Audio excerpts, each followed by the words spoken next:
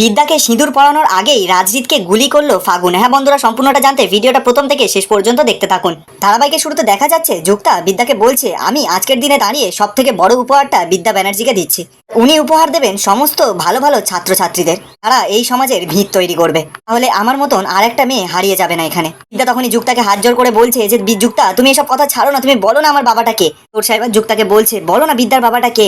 যুক্তা এবার তোরসার কাছে যায়, গিয়ে বলছে, আপনি সত্যি জানেন না? তোরসা তখন বলছে যে না, আমি জানি না, আমার সামনে কোনোদিনও আনেনি। যুক্তা তখন বলছে, তাহলে দেখুন ওর জন্মদাতা পিতাকে। এরপর যুক্তা আবারও নাটক করতে করতে কাশ্যপবাবুর কাছে যায়, গিয়ে কাশ্যপবাবুকে বলছে যে একসময় বিদ্যার বাবা কাশ্যপ ব্যানার্জির অফিসের কর্মচারী ছিলেন, কৃষ্ণগোপাল বোস। এরপর যুক্তা চিৎকার করে বলছে, কই ভেতরে এসো।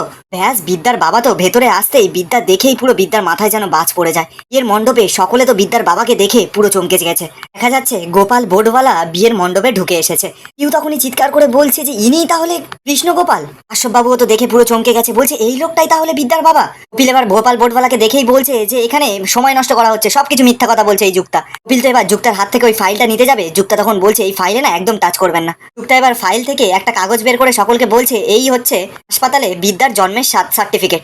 তো এবার আরেকটা কাগজ বের করে বলছে যে এই কাগজে আছে বিদ্যার বাবা মায়ের ম্যারেজ রেজিস্ট্রি সার্টিফিকেট। এরপর আরো সব বাকি কাগজপত্র যুক্তা বিদ্যার হাতে একটার পর একটা তুলে দিচ্ছে। বিদ্যা তো কাগজগুলো দেখছে আর বিদ্যার পায়ের নিচ থেকে যেন মাটিগুলো সরে যাচ্ছে। বিদ্যা এবার যুক্তাকে বলছে, আচ্ছা তুমি কি করে বুঝলে যে এই লোকটাই আমার বাবা? যুক্তা তখন বিদ্যাকে জোর গলায় বলছে, হ্যাঁ ইনি হচ্ছে তোমার বাবা, আর আমি তোমার সম্পর্কে বোন হই বিদ্যা ব্যানার্জি। বিদ্যা তো কথাটা শুনেই যুক্তার দিকে এক দৃষ্টিতে তাকিয়ে আছে। বিদ্যার হাত থেকে সব কাগজগুলো যেন আস্তে আস্তে মাটিতে পড়ে যায়। জিৎ এবার বিদ্যার কাছে ছুটে যায়, বিদ্যাকে ধরে বলছে, বিদ্যা তুমি আমার কথাটা শোনো। বিদ্যা তো এবার গোপাল বোর্ডওয়ালার দিকে আঙুল দেখিয়ে বলছে, উনি আমার বাবা। বিদ্যা তো এবার আস্তে আস্তে গোপাল বোর্ডওয়ালার কাছে যায়, গোপাল বোর্ডওয়ালাকে গিয়ে বলছে, বাবা এসবের কি প্রয়োজন ছিল? তো এবার গিয়ে বিদ্যাকে বলছে, প্রয়োজন তো ছিলই, অনেক টাকার লোভ, যে অনেক টাকার লোভে এই লোকটা একজন অপরাধী হয়েছে। এই লোকটাকে অপরাধী বানিয়েছে ওই কাশ্যপ ব্যানার্জি। এই লোকটাই এখন একজন ক্রিমিনাল। বিদ্যা তখন গোপাল বোর্ডওয়ালাকে বলছে, আপনাকে ঘৃণা করবো না সম্মান করবো বুঝতেই পারছি না। বিদ্যা তো এবার রেগে মেগে গোপাল বোর্ডওয়ালার কলারটা ধরে বলছে, বাবা হয়েছে তুমি বাবা, ঘৃণা হচ্ছে তোমার উপর আমার, ঘৃণা। এই বলেই তো বিদ্যা মাটিতে বসে খুব জোরে জোরে কাঁদছে।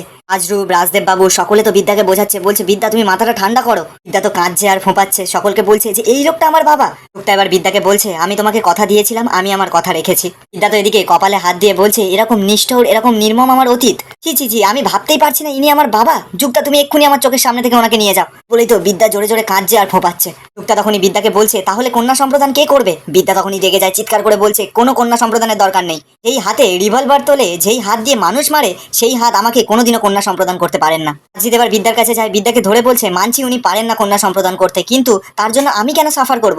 বিদ্যা, আমি এখানে বর বেশে তোমার জন্য অপেক্ষা করছি, শুধুমাত্র তোমার জন্য। রোহিত মশাই এখানে আসুক, তিনি এসেই এখানে অনুষ্ঠানটা শুরু করবেন। আমি তোমাকে বিয়ে করতে চাই, আমি আর কিচ্ছু চাই না। বিদ্যা তো এবার রাজজিৎকে বোঝানোর চেষ্টা করছে। রাজজিৎ তো বিদ্যার উপর রেগে যায়, বলছে যে আর কোনো কথা নয় বিদ্যা, আর সব কথা কিন্তু আমি শুনেছি, দিনের পর দিন রাতের পর রাত তুমি যা বলেছো আমি সবটা শুনেছি। কিন্তু আজকে যখন তোমার জন্মদাতা পিতা এখানে উপস্থিত আছেন, তার মানে উনি সম্প্রদান করবে। তারপর দেখা যাবে পরে কি হয়। কেন উনি ওনার সন্তানকে অন্যের হাতে তুলে দিয়েছিলেন, পেপার সেপার এত কিছু থাকা সত্ত্বেও, তারপর সেটা দেখা যাবে। তো এখনকার জন্য সব থেকে ইম্পর্টেন্ট এই বিয়েটা। রাজজিৎ এবার গোপাল বোর্ডওয়ালার কাছে গিয়ে বলছে, আপনি যদি মানুষ হয়ে থাকেন, আপনার গায়ে যদি মানুষের চামড়া থেকে থাকে, আপনি কিছুক্ষণের জন্য মানে কয়েক ঘন্টার জন্য অভিনয় করতে পারবেন। এটা আবার বাবার অভিনয় করতে পারবেন আপনি, বাবার অভিনয় করতে? কাশ্যপবাবু এবার বলছে যে এখানে কি নাটক হচ্ছে, কি নাটক শুরু করেছো তোমরা? রাজজিৎ তো এবার রেগে যায়, কাশ্যপবাবুর দিকে আঙুল দেখিয়ে বলছে, আপনি না একটাও নাটক করবেন না, আপনি একটা কথা বলবেন না এখানে। রাজদেব বাবু এবার গোপাল বোর্ডওয়ালার সামনে গিয়ে হাত জোর করে বলছে, আমি কোনো ক্রিমিনালের সামনে হাত জোর করছি না, একজন বাবা হয়ে আরেকজন বাবাকে বলছি, পৃথিবীর সমস্ত পিতাকে না লজ্জিত করবেন না। জীবনে আপনি যত পাপ করেছেন তার অর্ধেকের বেশি প্রায়শ্চিত্ত হয়ে যাবে এই মেয়েটাকে সম্প্রদান করলে।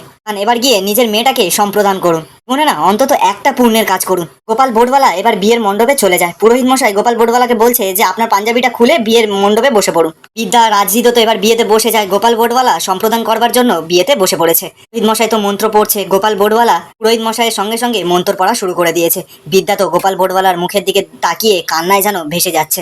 বিদ্যার তো এত রাগ হচ্ছে গোপাল বোর্ডওয়ালাকে দেখে, গোপাল বোর্ডওয়ালার দিক থেকে মুখটা সরিয়ে পেছন দিকে ঘুরিয়ে রয়েছে। কিন্তু বিদ্যা তো নিরুপায়, বিয়েটা তো করতেই হবে, কিচ্ছু করার নেই, তাই জন্য বাধ্য হয়ে ওই মণ্ডপে বসেছে। বিদ্যা তো এবার যুক্তার দিকে দেখতে পায়, যুক্তা তো বিদ্যার পাশে এসে দাঁড়িয়ে আছে। বিদ্যা নিজের ছোট বোনকে এক দৃষ্টিতে দেখে যাচ্ছে, যুক্তাও তার বড় দিদিকে এক দৃষ্টিতে দেখছে। বিদ্যা তো যুক্তার দিকে তাকিয়ে খুব জোরে জোরে কাঁদছে।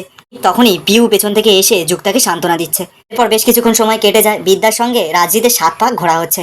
বিদ্যা তো 7 পাক ঘুরছে, আর গোপাল বোর্ডওয়ালার পুরানো যে থ্রেড ফেড গুলো বিদ্যাকে দিত সেই থ্রেড গুলোর কথা মনে পড়ছে। গোপাল বোর্ডওয়ালা যে কতটা খারাপ লোক সেগুলো মনে মনে ভাবছে বিদ্যা। 7 পাকে ঘুরতে ঘুরতে একবার তোষা, একবার কাশ্যপ ব্যানার্জি, সকলের দিকে বিদ্যা একবার করে তাকাচ্ছে। বিদ্যা তো এও ভাবছে যে গোপাল বোর্ডওয়ালা একসময় বিদ্যাকে মারবারও চেষ্টা করেছে, তাও আবার নিজের মেয়ে জানা সত্ত্বেও। বিদ্যার কপালে বন্দুক ধরেছে, কত না টর্চার করেছে বিদ্যাকে। আর বিদ্যার চোখে যখনই গোপাল বোর্ডওয়ালার চোখ পড়ে যায়, বিদ্যা তো সঙ্গে সঙ্গে রাগমাগ দেখিয়ে গোপাল বোর্ডওয়ালার থেকে নিজের মুখটা ঘুরিয়ে নেয়। গোপাল বোর্ডওয়ালা তো আর সহ্য করতে পারছে না বিদ্যাকে। যুক্তা তো গোপাল বোর্ডওয়ালার হাতটা চেপে ধরে আছে, কিন্তু শেষমেশ যুক্তা আর গোপাল বোর্ডওয়ালার হাতটা চেপে ধরে রাখতে পারে না। গোপাল বোর্ডওয়ালা তো হাতটা ছাড়িয়ে মারিয়ে দিয়ে ওখান থেকে রাগ দেখিয়ে চলে যায়। বিদ্যা তো এবার সেটা দেখে 7 পাকে ঘুরছে ঠিকই, কিন্তু জোরে জোরে কাঁদছে। কি করবে, বিদ্যা তো অনেক বড় আশা ছিল ওর নিজের বাবাকে নিয়ে, কিন্তু ওর বাবা যে এরকম একটা খুনি গুন্ডা বেরোবে বিদ্যা তো কখনো কল্পনাই করতে পারেনি। এরপর দেখা যাচ্ছে অনেকক্ষণ ধরে 7 পাক ঘোরার পর এবার পুরোহিত মশাই রাজজিতের হাতে সিঁদুরের কৌটোটা তুলে দেয়। রাজজিৎ তো এবার সিঁদুরের কৌটোটা হাতে নিয়ে বিদ্যার দিকে এক দৃষ্টিতে তাকিয়ে আছে। বিদ্যার দিক থেকে যেন চোখই ফেরাতে পারছে না।